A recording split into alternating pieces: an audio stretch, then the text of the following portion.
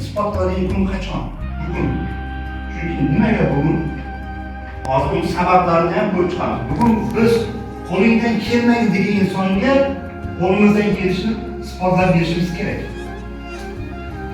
Xo'p, bu yerda javob bo'lishi bugun degan o'ch olishning eng zo'r yo'li bilasizmi? Nima? Bemalol yo'lni qo'rqmasdan shuningdek yana boshqa variant bor.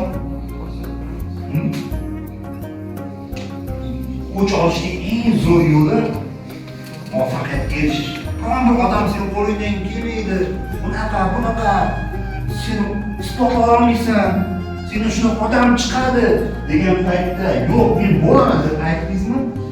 O'shani o'chini qachon olasiz? Qachon siz muvaffaqiyatga erishganingizda? O'qish qiyin. Oson, juda oson. Qiyin, lekin maktabda o'qish juda qiyin.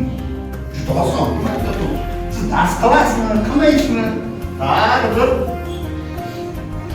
maktabda o'qish qiyin, oson. Lekin hayot yo'lida o'qish juda ham qiyin. Kimdir qaysi kasb tanlaydi, kimdir qaysi yo'nalish tanlaydi.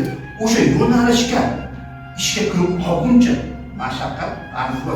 Kimdir oddiy ishni ishlaydi, unga o'qish qiyin emasdir. Oddiy kasbda, lekin kimdir qanaqadir sharafli kasb, yaxshi daromadli kasb olish uchun ham albatta yaxshi qiyin o'qish kerak. Hattoki biznesmen bo'laman degan odam ham kimdandir nimadir o'qish kerak. To'g'ri o'qish qiyin emas, ba'zan yaxshi yashash shunchaki kerak, lekin yaxshi hayotning o'zi kelmaydi. Harakat, mashaqqatlar bardoshli bo'lish kerak. Qiyinchilikning achchiq sabri kelajakning shirin mevasidir.